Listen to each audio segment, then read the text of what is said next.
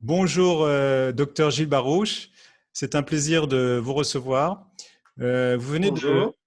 venez de publier un livre, Vive les crises contemporaines, l'occasion de changer de mode, de pensée et d'action. Alors, on ne peut plus d'actualité et pourtant, ce livre, vous l'avez rédigé il y a déjà, vous avez commencé sa rédaction il y a déjà quelques années. Ce n'est donc pas un livre de journaliste, un effet de mode.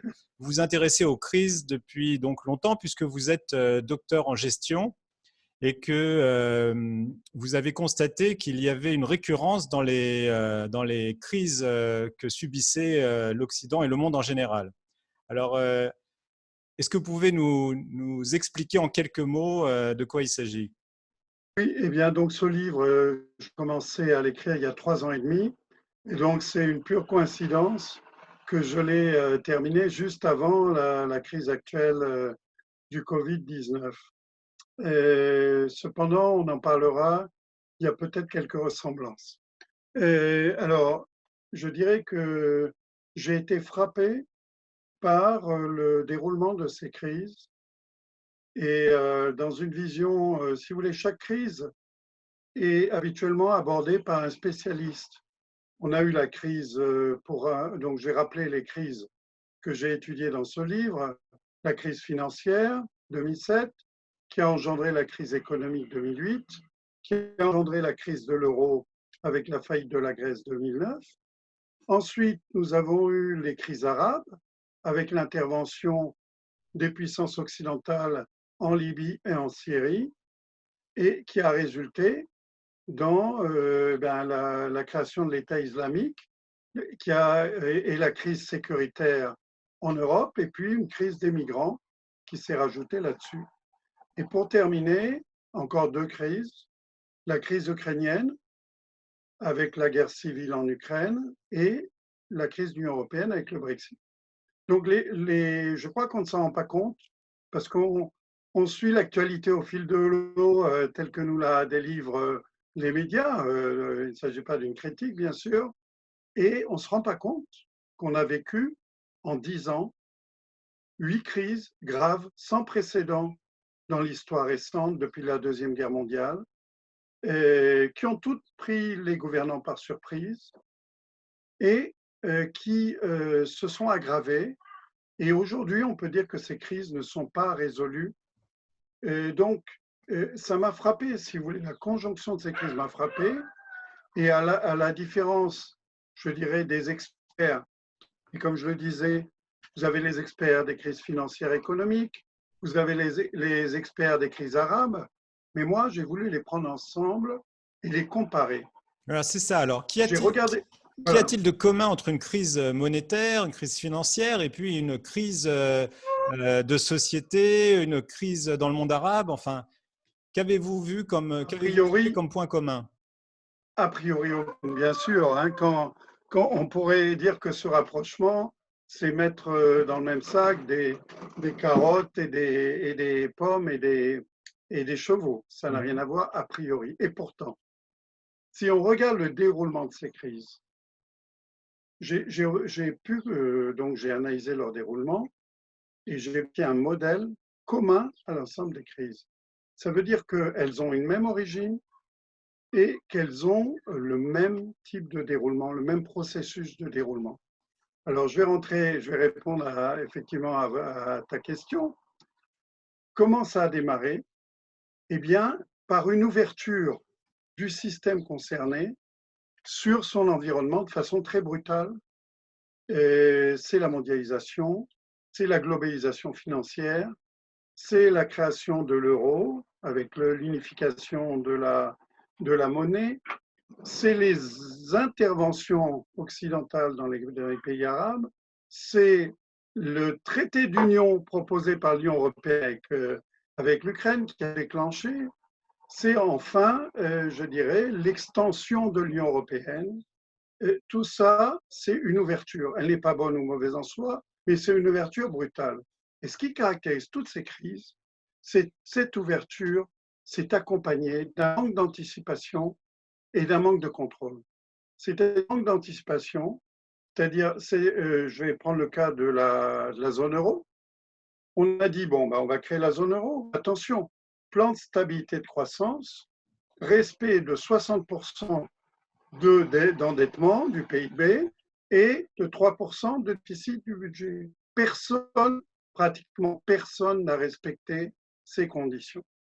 Et donc la dette, la Grèce, l'Espagne se sont endettés de façon considérable parce qu'avec l'euro, ils avaient des prêts à des taux très modérés. Et donc, première observation qui concerne toutes les crises, on a ouvert le système financier, économique ou le pays sur son environnement externe, mais on n'a pas anticipé les conséquences et on n'a pas les mesures de contrôle qui ont été décidées. Crise des grands, le contrôle aux frontières. On a vu que les frontières, malheureusement, étaient des passoires.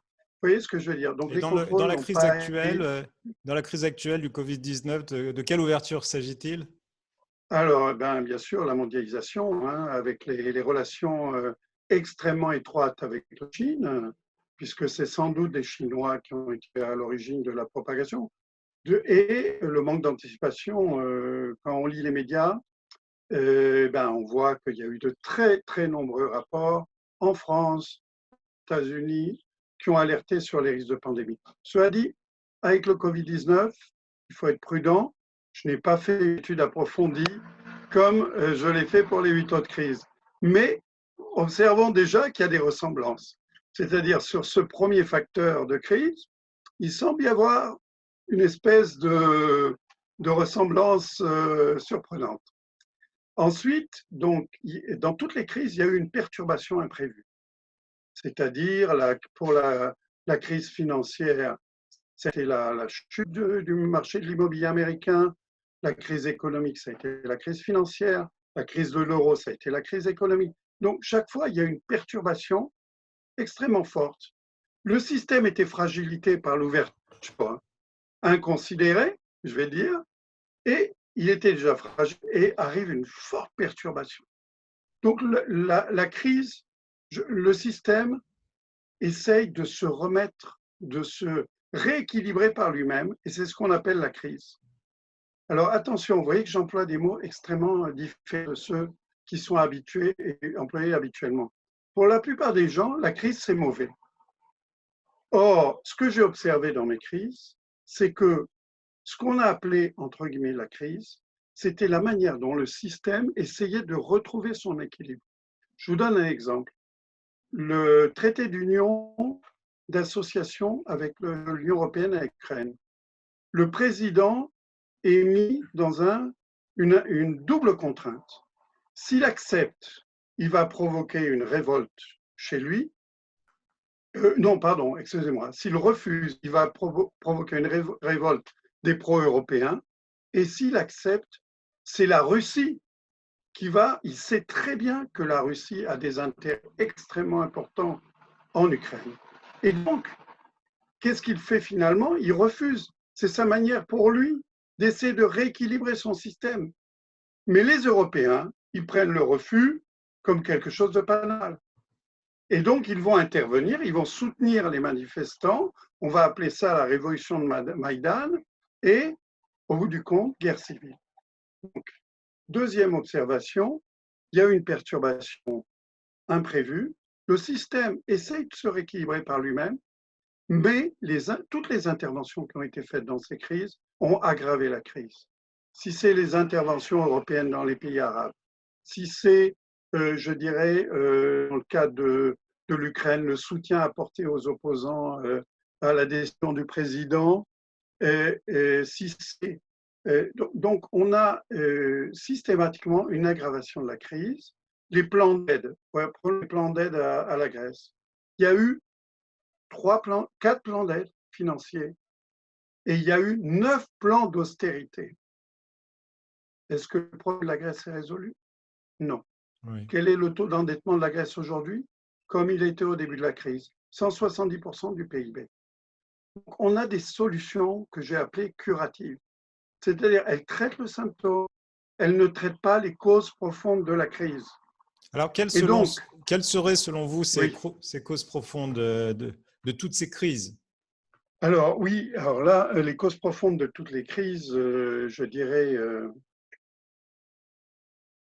je dirais, enfin, dans chaque système, il y a des causes particulières, bien sûr, mais la cause racine que j'identifie dans mon livre, c'est les manières de penser et d'agir, d'où mon titre, de nos dirigeants occidentaux. Et là, je me réfère à un prospectiviste dans mon deuxième chapitre, je parle de tous ceux qui avaient anticipé ces crises occidentales. Et notamment, il y a un prospectiviste qui s'appelle Toffler. Toffler, qui est un renommé, et il dit ceci, il dit « L'Occident s'est développé grâce aux découvertes des lois de Newton. La mécanique, les avions, la voiture, le train, la machine à coudre, la machine à non plus à différents usages. Et du coup, ils ont conquis le monde. L'Occident a conquis le monde avec des armements supérieurs, avec toutes sortes de matériel qui venaient de ces découvertes extraordinaires. Et du coup, toujours d'après Toffler, et j'adhère à ce qu'il dit, du coup, eh bien, on a pensé que finalement la société aussi peut être régie comme une machine. Donc, on s'est donné des règles, on s'est donné des lois, on s'est donné des manières de penser, on s'est donné des manières d'agir qui étaient dictées par l'approche mécanique. Et j'ai pris toutes les décisions qui ont été prises dans les crises et j'ai montré que c'est des décisions de type mécanisme. C'est-à-dire, C'est c'est bien. la boule de billard. On pense qu'on donne un coup sur la boule et on va pouvoir prévoir l'énergie et le déplacement de la boule. Hein, c'est Ce comme qui est vrai, en tout cas en physique, c'est vrai. Lorsqu'on donne un coup, en physique. oui, Voilà, en physique, c'est parfaitement vrai. oui. Maintenant, Michael, si nous donnons un coup de pied à un chien, bien sûr, il va bouler. C'est l'effet de transmission d'énergie de la physique. Mais il va revenir et il va nous mordre. Et donc, ce que l'on n'anticipe pas dans la vision mécaniste qu'on a, c'est l'effet en retour de nos actions. On a une vision linéaire de l'action. Et donc, j'ai montré que la cause racine de ces crises, en étudiant chacune des décisions qui a été prise dans chacune des crises, chaque fois on retrouve comme substrat ces modes de raisonnement qui sont réducteurs, qui sont trop réducteurs et qui, je dirais, conduisent à des actions symptomatiques qui ne résolvent pas les crises et qui Alors, les aggravent. c'est très intéressant. Alors, ça serait en fait la mentalité européenne qui ne saurait pas gérer les crises puisqu'il y aurait plusieurs facteurs. C'est ça, si je peux résumer, c'est-à-dire Ah, l'esprit absolument. mécaniste, l'esprit, vous dites une cause entraîne une conséquence, n'est pas vrai dans toutes les problématiques. Et alors, la question, c'est est-ce que des civilisations qui ne seraient pas occidentales parviennent-elles mieux à gérer ces crises? Alors ça, je ne peux pas répondre parce que je n'ai pas fait d'études sur le monde asiatique. Mais ce que je peux dire, c'est que avec la crise financière, il y a un nouveau concept qui a émergé. Crise systémique. Ça veut dire quoi? Ça veut dire qu'une action, une perturbation, parfois mineure, a des effets en chaîne. Hein, les taux à des familles, les prêts à des familles défavorisées aux États-Unis a des effets en chaîne qui va déstabiliser le système, voire risquer de le mettre en péril. On appelle ça une crise systémique. Et donc, c'est la première fois que le mot système, systémique, est apparu dans le langage, je dirais, quotidien des médias. Et ce que je préconise effectivement, c'est que par rapport à ces problèmes complexes, systémiques, ou comme dit, il y a des interactions, etc., c'est complexe. On ne peut pas avoir une vision purement linéaire. On est obligé d'avoir une vision à 360 degrés. Et alors, la bonne nouvelle, parce que je suis un optimiste, je porte un regard peut-être un peu pessimiste sur l'actualité, mais je suis un optimiste. La bonne nouvelle, c'est qu'il y a des disciplines, des disciplines de l'action qui prétendent, qui affirment et qui réussissent à manager les systèmes complexes. Mais nous sommes dans un univers, dans un paradigme, je dirais les philosophes, qui est malheureusement, enfin de mon point de vue du moins, ce paradigme mécaniste et il y a peu de connaissances de ces méthodes de management des systèmes. Alors, pour en revenir à la crise actuelle, le Covid-19, comment expliquez-vous le manque de préparation de tous les États européens et des États-Unis et la surprise de toutes les élites face à Oui, cette épidémie? eh bien, effectivement, dans toutes les crises que j'ai étudiées, et donc également dans la crise actuelle du Covid-19, Ouais. les gouvernements étaient pris par surprise. Oui, c'est ça. Toutes les crises, les révolutions arabes, les printemps, on appelait ça des printemps arabes. Vous voyez l'effet de surprise et en même temps l'erreur d'interprétation. Donc il y a tout cet effet de surprise. Alors comment on peut l'expliquer? Eh bien, on peut l'expliquer du fait que nous avons l'illusion de vivre dans un univers certain. C'est-à-dire que nous pensons que les modèles que nous avons, parce que cette approche mécaniste, nous avons on déroulé des modèles financiers. Vous vous souvenez, les modèles qui allaient permettre de gagner de l'argent à tous les coups, hein, des modèles financiers, des modèles économiques, etc., qui ont leur utilité. Mais dès que les problèmes se complexifient, ça ne fonctionne plus. Or, les dirigeants sont habitués à manipuler ces modèles, ils les ont appris à l'école, dans les grandes écoles, etc. Et donc, quand arrive une crise qui ne ressemble pas à l'univers certain décrit par les modèles, eh bien, on est perdu. Maintenant, quelle conclusion on peut tirer pour la crise actuelle? Je dirais que, comme je le disais au début, on retrouve au niveau du démarrage de la crise les caractéristiques qui caractérisaient les autres crises, c'est-à-dire l'ouverture et le manque d'anticipation. Les actions qui sont conduites s'apparentent pour l'instant davantage à des actions curatives. Ce qui est intéressant, c'est qu'il y a eu tout un débat scientifique. On est dans une situation d'incertitude scientifique. Et ça, les dirigeants ne sont pas habitués à vivre encore une fois, sans un modèle de référence qui leur donne une vérité qui serait peut-être pas absolue, mais qui serait la plus convaincante. Et donc, ils sont obligés d'apprendre en avançant. Et pour l'instant, les mesures qui ont été prises sont de l'ordre du confinement et donc des mesures essentiellement curatives. Je Et, pense que oui, oui, oui. oui, si je vous suis bien, le système va chercher un nouvel équilibre. Alors, quel serait le nouvel équilibre dans cette Eh bien, épidémie? alors oui, si je regarde les conséquences, en fait, dans mon livre, je bâtis trois scénarios, hein. Scénario noir, scénario gris, scénario rose. Le scénario noir de la crise Covid-19, ce serait que la crise se prolonge encore avec un confinement qui dure 2 mois. Bon, déjà en France, c'est 2 mois et au-delà en France.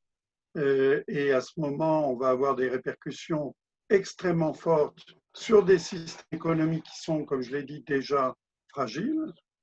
Donc là, on peut craindre vraiment des bouleversements qui seront pas seulement économiques, mais également sociaux et politiques. Donc ça, c'est si on n'arrive pas à trouver une formule qui préserve la santé tout en sortant du confinement, on va, de mon point de vue, vers un scénario noir. Après, le scénario gris, ce serait un scénario un petit peu intermédiaire, où on arriverait à sortir de la crise un petit peu plus vite. Et le scénario rose, c'est vraiment d'arriver à avoir une vision de la sortie de crise qui, je dirais, et ça, les politiques ne sont pas habitués à définir des visions, et pourtant, c'est complètement nécessaire. C'est-à-dire une vision à 2 ans, de dire, voilà, notre management de la crise, les difficultés que nous vous demandons de vivre, elles sont au service d'objectifs, et voilà les objectifs que nous voulons atteindre à la fin de cette crise. Et là, si vous voulez, ce serait une approche beaucoup plus volontariste et équilibrée, qui prendra en compte l'économie, le social, etc., qui traiterait peut-être à l'occasion des problèmes des problèmes lancinants. Et voilà un petit peu comment peut s'envisager l'avenir de la crise au travers de 3 scénarios en fonction des D'accord. facteurs de crise. D'accord. Merci beaucoup, Gilles Barouche. Je rappelle le titre de votre livre, Vive les crises contemporaines. C'est chez Publibook. Où est-ce qu'on peut se procurer ce livre? Sur Amazon peut-être ou... Alors, en ce moment, il y a des problèmes je pense que c'est lié à la crise d'approvisionnement à Amazon. Donc, il vaut mieux pour ceux qui voudraient l'acheter, ils peuvent l'acheter en PDF ou le commander en livre sur Publibook, je prends l'édite. D'accord. Merci beaucoup. Bonne journée. Voilà, merci Mickaël, bonne journée.